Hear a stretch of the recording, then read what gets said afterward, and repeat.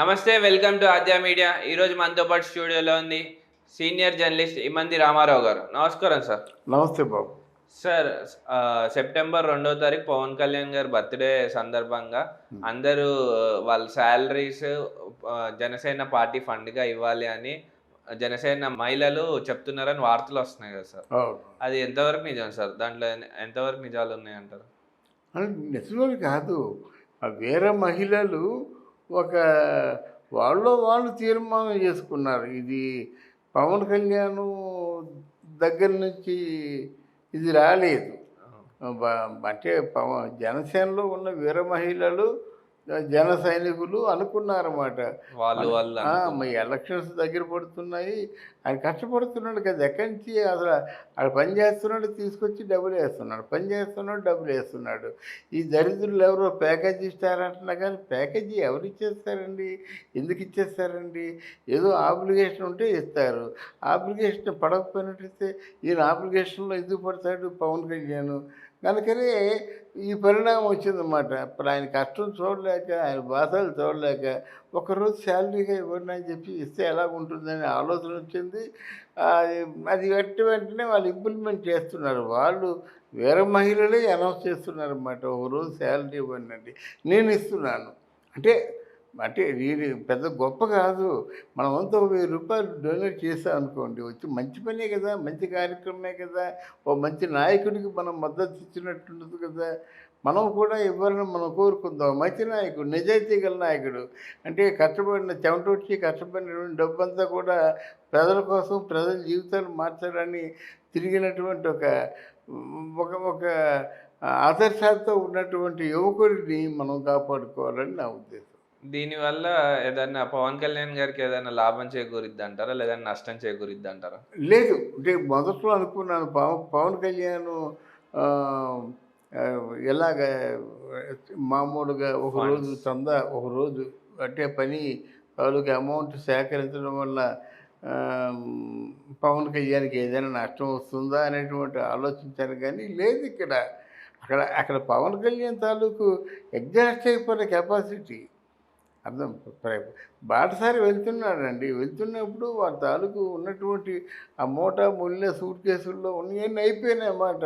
అప్పుడు ఏం చేస్తారు? చందాలే శరణ్యం అన్నమాట. అంటే మంచి వ్యక్తి, మంచిగా వ్యక్తి కాదా? ఆయన లోక కళ్యాణం కోసం పాటుపడుతున్నప్పుడు అందరూ వాళ్ళు చేస్తారు కదా. అందువలన సమాజంలో మంచి కోసం, సమాజంలో పరిణామం కోసం వాడు ఆయన పాటుపడుతున్నప్పుడు అది తమ వంతు బాధ్యతగా ఫీల్ అయ్యి ఒకరోజు జీతాన్ని మాత్రం ఇద్దాం అనుకుంటున్నారు అన్నమాట. ఎవరు ఎంత ఇద్దాం అనుకుంటే దీనికి ఏం నియమాలు లేవు, ఇంతే ఇవ్వాలని లేవు అన్నమాట. ఎవరు ఎంత ఇచ్చినా సరే స్వీకరిస్తారు. ఆ పార్టీ ఫండ్గా వాళ్ళు. అంటే జనసేన పార్టీలో మీకు ఎవరికీ లేనటువంటి ఒక సిద్ధాంతం ఏంటంటే, మాట్లాడడం చాలా మాట్లాడుతున్నారండి. సబ్జెక్టు తెలుసుకొని మాట్లాడుతున్నారు. రెండోది ఏంటంటే సభ్యత సంస్కారాలతో మాట్లాడుతున్నారు. ఆడవాళ్ళు కానీ, మగవాళ్ళు కానీ ఆ ప్రెస్ మీట్లలో మాట్లాడినప్పుడు ఎప్పుడు కూడా సభ్యతను కోల్పోయి మాట్లాడటం లేదు. తతేమో క్లారిటీ ఉంటుంది. ఎక్కడికి వెళ్ళి ఎవరు ఎంత ఖర్చు పెట్టినా సరే, ఇంత ఖర్చు పెట్టాం. అది చిట్టా ఆవర్జన లెక్కల్లో మాత్రం చాలా క్లారిటీ ఉంటుంది. మూడోది, మందుకి బానిసలు అయిపోలేదు ఆడవాళ్ళు కానీ, మగవాళ్ళు కానీ. మందుకి ఏంటంటే సహజంగా జనసేన ఆవిర్భావ సభ ఇట్లాంటి భారీ సభలు ఏర్పాటు చేసినప్పుడు కొంతమందికి ఏంటంటే హుషారు కోసం మందు పట్టిస్తారు. మందు అయితే కొంచెం ఎక్కువ గోల చేయాలని బిర్యానీ ఇట్లాంటివి ఉంటాయి. కానీ అసలు సమస్య లేదు. వాళ్ళు ఏమి తింటారో కూడా మనకు తెలీదు. ఏదో ఎవరో చెప్పి పెరుగన్నం తింటారు, అది కూడా ఎవరి డబ్బులు పెట్టుకొని వాళ్ళు తింటారు. కానీ మేనేజ్మెంట్ ఏమి ఇవ్వదన్నమాట.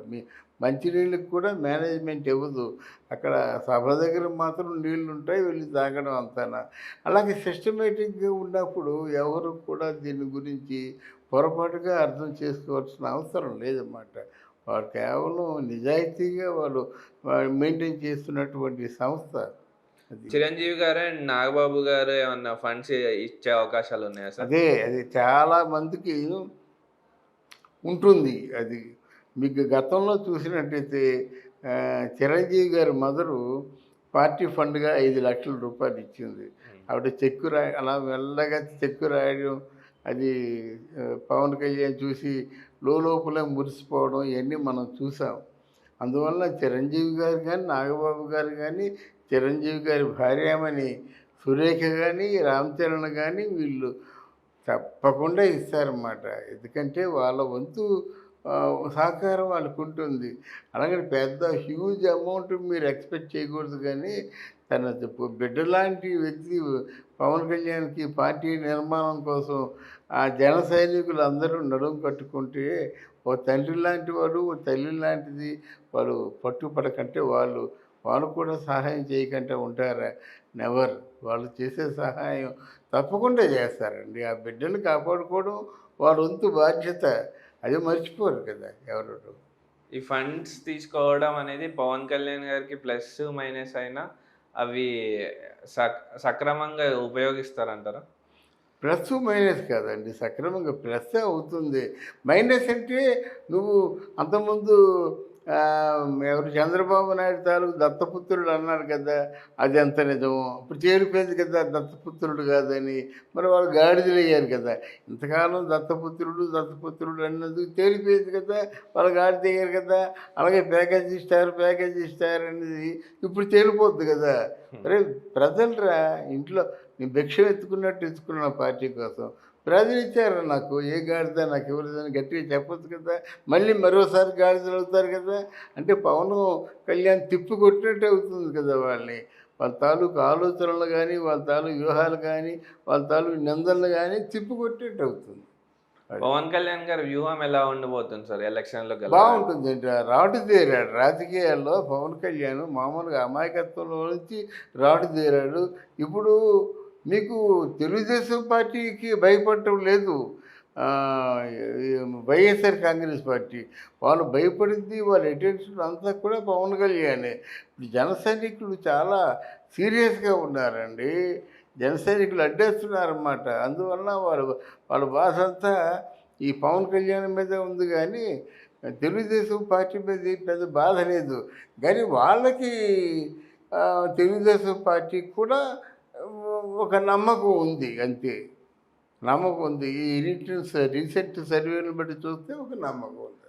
ఓకే అండి, థ్యాంక్ యూ అమ్మా, థ్యాంక్ యూ వెరీ మచ్.